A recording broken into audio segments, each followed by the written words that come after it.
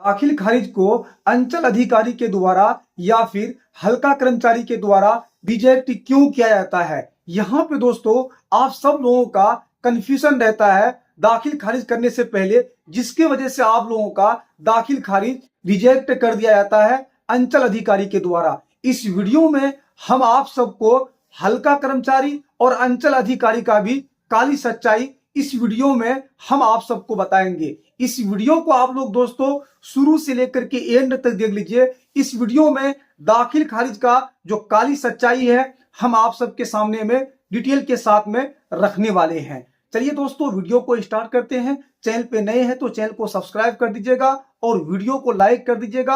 आपका कुछ भी क्वेश्चन है तो आप सब कमेंट जरूर कीजिए, मैं हर किसी को रिप्लाई देता हूं। तो मैं वादा करता हूं कि मैं आपको भी रिप्लाई दूंगा, बशर्ते बात है आपका कमेंट इसी वीडियो के रिलेटेड होना चाहिए जिससे मैं आपको रिप्लाई दे पाऊं।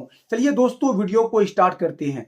यहाँ पे दोस्तों सबसे पहले हम शुरुआत करते हैं। दाखिल खारिज करने से पहले बहुत लोगों को कहा जाता है कि सबसे पहले आप परिमार्जन कीजिए। चलिए मैं यहाँ पे सबसे पहले उस चीज को क्लियर करता हूं, क्या दाखिल खारिज करने से पहले जिस जमाबंदी से आपका जमीन आएगा क्या उसका परिमार्जन करना जरूरी है। यहाँ दोस्तों आपको समझना पड़ेगा, बिल्कुल ध्यान से इस चीज को समझिए। जो मैं आपको बताने वाला हूं यही चीज आपको कर्मचारी के सामने में या फिर अपने अंचल अधिकारी के सामने में इस बात को आप रख सकते हैं।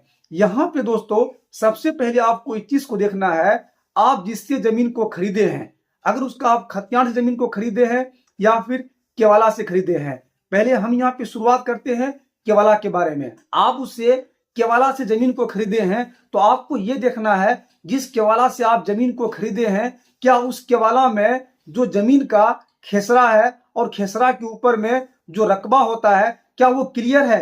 एग्जाम्पल के तौर पे आप समझ सकते हैं, अगर आप 2 खेसरा से जमीन खरीदे हैं और खेसरा 1 और 2 है, दोनों खेसरा से आप जमीन खरीदे हैं 1-1 डिसमिल करके, तो उस बंदा का जो जमाबंदी है या फिर उसका जो केवाला है, उसका केवाला में क्या इस चीज को क्लियर किया हुआ है किस खेसरा में कितना जमीन है। अगर उसका खेसरा में ये चीज क्लियर किया हुआ है उसका केवाला में कि किस खेसरा में कितना जमीन है, तो आपको परिमार्जन करने का कोई भी जरूरत नहीं है। और जमाबंदी में अगर दोनों खेसरा को दर्ज किया हुआ है और जमीन एक जगह ही किया हुआ है तो फिर इसके लिए दाखिल खारिज का ऑनलाइन आवेदन कैसे होगा। तो आपको कुछ भी नहीं करना है, जिस बंदा से जमीन को खरीदे हैं उसका दर केवाला को लीजिए, उसके बाद आप अपना केवाला को लीजिए, दोनों केवाला को लेकर के आप कर्मचारी के पास जाइए, उसके सामने में इस बात को रखिए कि आप इसका हमें दाखिल खारिज करके दीजिए। अगर वो आपको कहता है कि आपका जमाबंदी में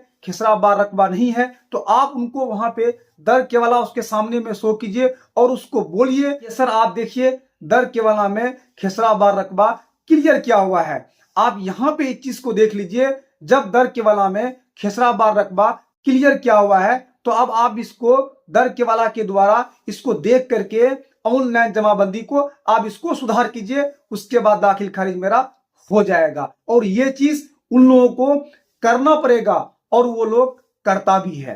अब यहाँ पे दोस्तों अभी एक बात और आता है कि यहाँ पे जिस जमीन को आप खतियान से खरीदे हैं, अगर उस जमीन का खेसरा बार रकबा में दिक्कत है तो उसके लिए क्या होगा। यहाँ पे आप लोग इस चीज को समझ जाइए, अंचल अधिकारी के पास में आप जिस मोजा का ऑनलाइन करने के लिए दाखिल खारिज करने के लिए आप दिए हुए हैं, उस मोजा का उनके पास में पूरा एक डायरी है जिसमें मतलब हर एक खाता का किस खाता में कितना जमीन है, किस खेसरा में कितना जमीन है वो उसके पास है। उसको देख करके वो आपका दाखिल खारिज को कर देगा। इसके लिए आपको परिमार्जन करने का कोई भी जरूरत नहीं है। अब यहाँ पे आते हैं दोस्तों, कुछ केवाला में आप सबको परिमार्जन करना क्यों अनिवार्य हो जाता है। यहाँ पे अगर आपका जिस केवाला से आप जमीन को खरीदे हैं उस केवाला में दाखिल खारिज करने से पहले आपको ये देखना पड़ेगा कि उस केवाला में खेसरा बार रकबा है कि नहीं है। अगर खेसरा बार रकबा नहीं होगा तो इसके लिए आपको परिमार्जन करना अनिवार्य है। दोस्तों उम्मीद है अब आप लोग यहाँ तक समझ गए होंगे। यहाँ पे दोस्तों कुछ लोगों को खतियान से जमीन को खरीदते हैं, लेकिन यहाँ पे जिसके नाम पे जमीन है वो लोग तो आज के समय में जो खतियानदारी है लगभग तो वह है नहीं।